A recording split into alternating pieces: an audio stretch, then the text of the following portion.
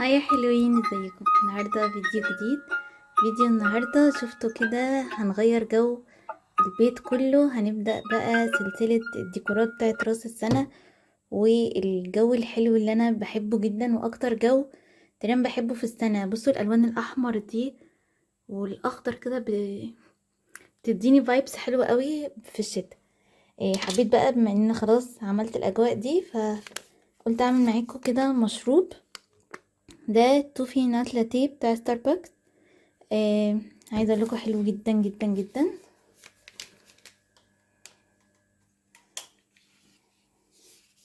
عشان يبان، وشايفين كمان عملت ضوافري فهعمله. طبعا هنا انا مسخنه لبن، يعني هو تقريبا كده الفيديو النهارده برعاية ستاربكس. يعني المج ده برضو من كوليكشن الشتوي. وبصوا لقيت معالق جميله قوي مرسوم عليها كده اللوجو. ف بصوا حبيت قوي في الكوفي كورنر يكون كده الجو كله ماشي مع بعضه. اعملوا بقى يلا مشروب دافي كده، وتعالوا نقعد نتفرج ازاي ان انا شلت كل حاجات الخريف وعملت ديكور حلو قوي قوي قوي للكوفي كورنر بتاعي. لو اول مره بتشوفوا القناه متنسوش تعملوا لايك وشير وسبسكرايب، ويلا بينا نبدا الفيديو.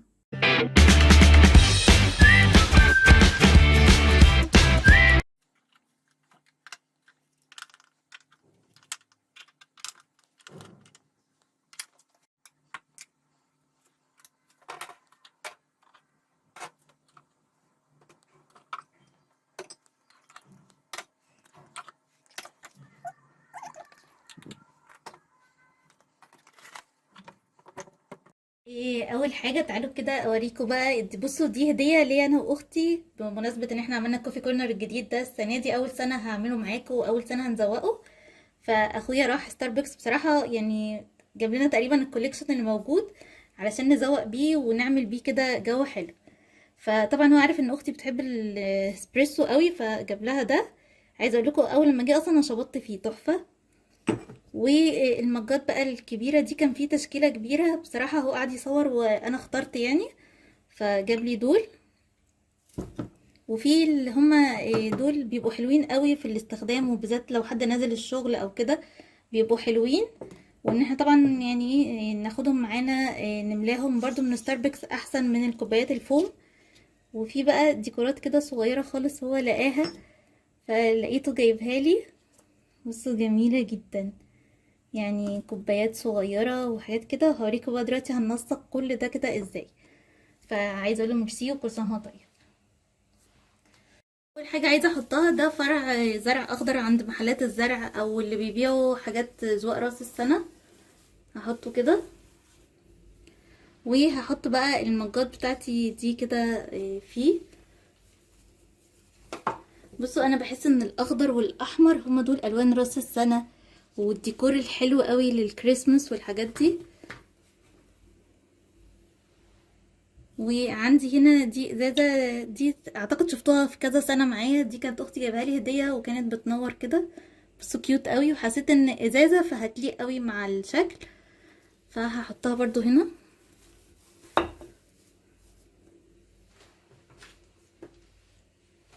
حاسه ان الجو فاضي شويه فهحاول احط كده كور مثلا ملونه، يعني املى بيها كده الاماكن. ممكن مع صنوبر. بصوا الحاجات دي بتدي جو لطيف قوي وجو شتوي، يعني بحس ان الديكورات دي كده بتبقى حلوه قوي. هنا بقى انا جبت كل الحاجات اللي عندي. المج ده بالصدفه كان عندي، عايزه اقول لكم دول كانوا 5 كوبايات مع بعض الوان كتير اصلا فلقيته احمر فطلعته. وده الكوليكشن بتاعي بتاع كل سنه عادي جدا، كنت بزوق فيه في المطبخ. السنه دي قلت اعمل كده كوفي كورنر بيه. برضو قصقصت اخضر صغير كده. وعندي بصوا دي ستاير عيد الميلاد. انا دايما بقولكم بحب استغل الحاجات الموجوده وما بحبش كده ارمي حاجات لو تنفع في ديكور بعد كده. وجبت بقى كور وشجر ومش عارفه بصراحه هعمله ازاي، بس انا واختي كده واقفين مع بعض وهنحاول ان احنا نوصل له الحل يعني. اول حاجه هنا ممكن احاول احط الحاجات الكبيره الاول وبعد كده املى بقى فراغات. بس انا عايزه احط لها ده قريب منها جميل جدا. ممكن نحط تحته اخضر او ذهبي. ممكن نحط ايه، ذهبي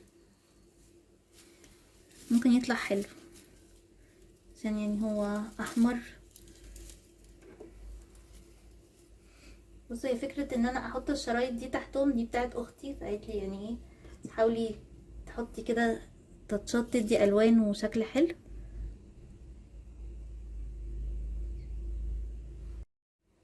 وممكن بقى نحط، يعني انا قلت احط الحاجات الكبيرة الاول. ممكن احط مثلا لبانة هنا عشان يبقى يعني الفنجان واللبانة.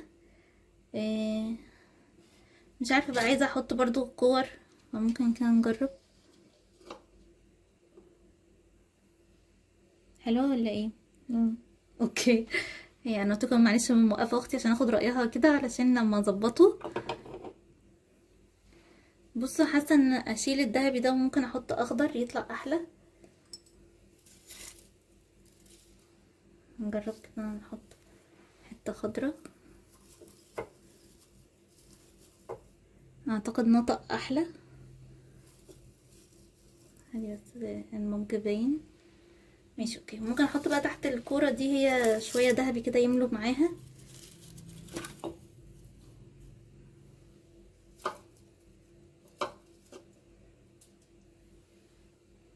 اعتقد كده حلو الجزء ده.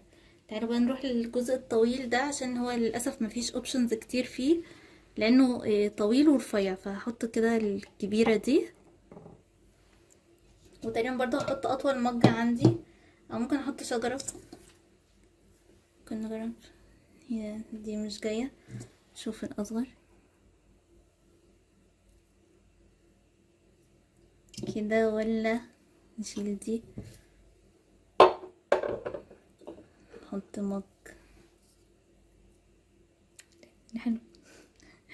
اوكي، هي قالت لي الاتنين حلوين، بس انا حاسه ان كده يعني ايه الجو الاحمر بدأ يبقى كتير. مش عارف، انا بحب في الشتاء الجو الاحمر ده قوي. ايه هنبدأ نحط بقى كمان. ممكن نحط تحتهم ذهبي او اخضر، ولا لما نرص الاول كله وبعدين نشوف؟ نرص كله الاول. اوكي.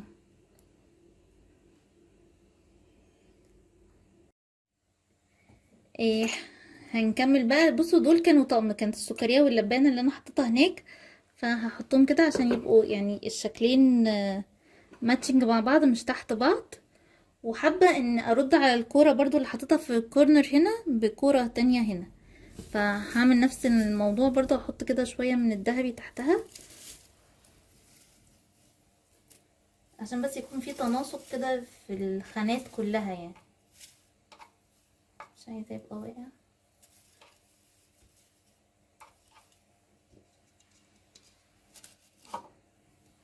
ممكن احط معاها كورة كمان، بس شكله بيطلع عسل قوي بجد. الشكل بيطلع كيوت كده، كل ما نحط حاجة بيطلع كيوت قوي. تعالوا برضو نكمل. بص، عايزة اوريكم يعني التريك اللي انا عاملاها هنا. دي كانت بلورة واتكسرت، فانا دي بستخدمها في اي حاجة انا عايزاها. ممكن ان احنا نحط فيها هنا كاندل، هتطلع شكلها شيك قوي. ممكن الشجر ده الحجم الصغير بتدخل كده جوه.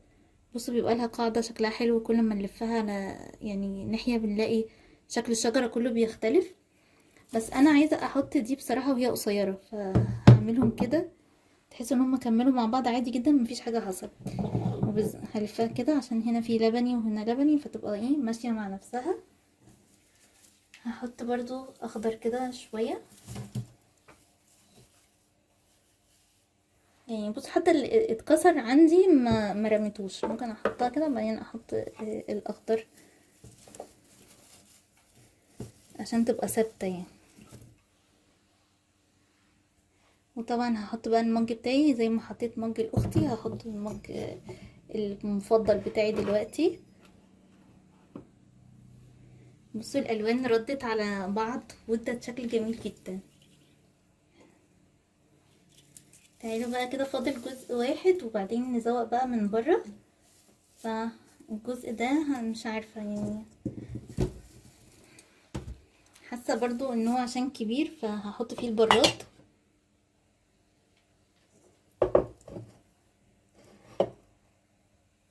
وممكن تحسي الحاجات على قد المقاس. اختي بتقولي ان تحسي الحاجات على قد ما المقاس بالظبط. حابه بقى ان انا احط شجره، فممكن احط كده شجره بس. يعني اعتقد كده كفايه قوي عشان ما يبقاش كتير. يعني حاسه بصوا قلب شكله تماما تماما من البينك اللي كنا بادئين بيه الاول لجو الخريف والبامبكن والحاجات دي لجو دلوقتي الشتاء وراس السنه. بص ده ديكور مفضل بالنسبه لي، وان شاء الله كده يا رب نعمل ديكور في رمضان برضو يطلع حلو جدا. هشيل بقى الحاجات الزياده واجيب بقيه الديكورات ونكمله مع بعض.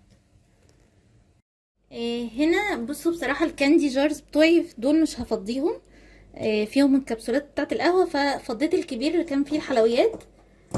حبيت اعمل فيه بس شكل يعني برضو مختلف، فده اكبر واحد عندي عشان الحاجات كده يعني يتملى شويه بصراحه لانه اكبر واحد، فهحط فيه شريط زواق كده. طبعا ممكن تحطوا نور برضو بالبطاريات بيطلع شكله جميل جدا معاه، بس انا عشان هحط نور تاني دلوقتي فمش حابه ان هو ينور يعني. وهحط كده شويه كور.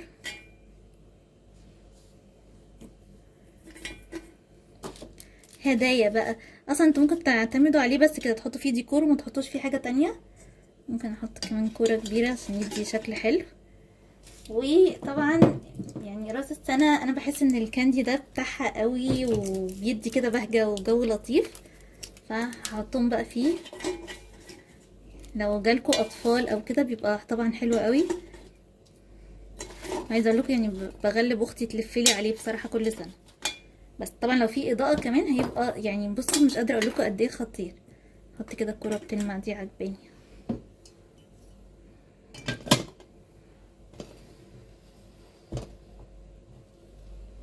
بصوا يعني الحاجات دي بتدي بهجه، انا ببقى مبسوطه بجد وانا بزوق في البيت كده وبدي يعني جو تاني مختلف. هنا عشان اعمل بس شويه كده تنسيق مع الجزء ده، فعندي هنا حتت فوم احمر عاديه كنت مقطعاها يعني بصراحه حتى مش فاكره مقطعاها ليه. يمكن السنه اللي فاتت واحنا بنعمل شغل الهاند ميد. هحطهم بس باي شكل كده عشان عايزه احط عليهم شجره.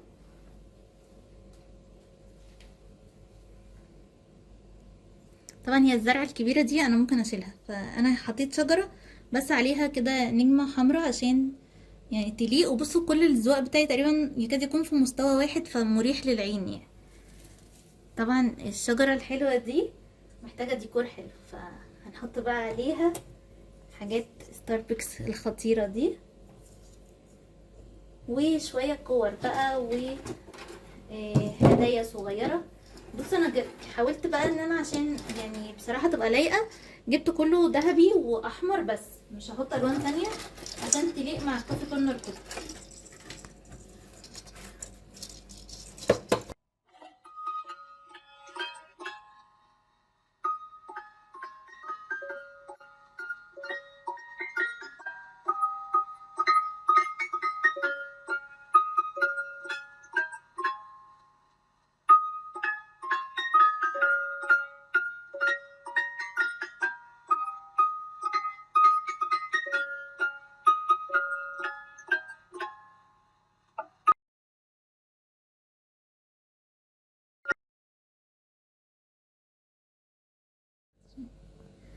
بس هبدأ بقى الدبدوب عشان هو اكتر واحد كان تقيل فيهم، فاختي قالت لي لا ما تعلقيهوش عشان لو وقع اتكسر هي هتزعل مني، فقالت لي نحطه كده تحت في الامان يعني. بس هحط بقى كور كده كمان كبيرة تدي شكل تدي الوان كده وضي. ممكن احطها من وراها. انا محتاجة بس يعني ايه ادي ضي كده الالوان اللي انا حطاها بقى في الكوفي كورنر كله.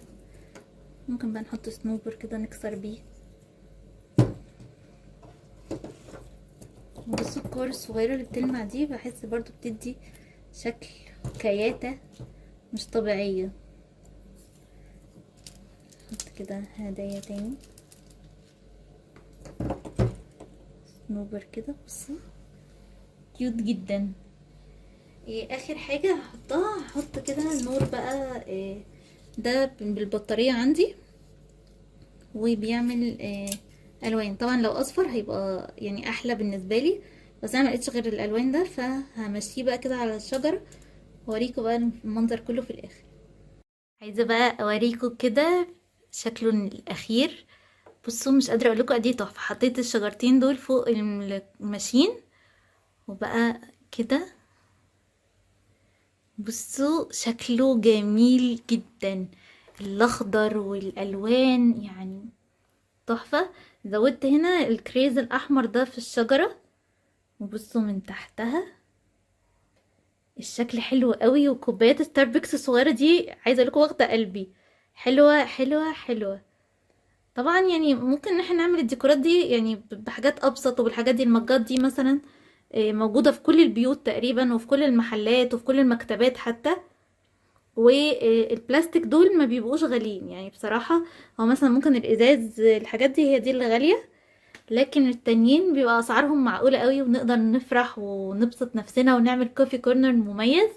يا رب يكون الفيديو عجبكم، واشوفكم على خير في فيديو جديد. باي باي.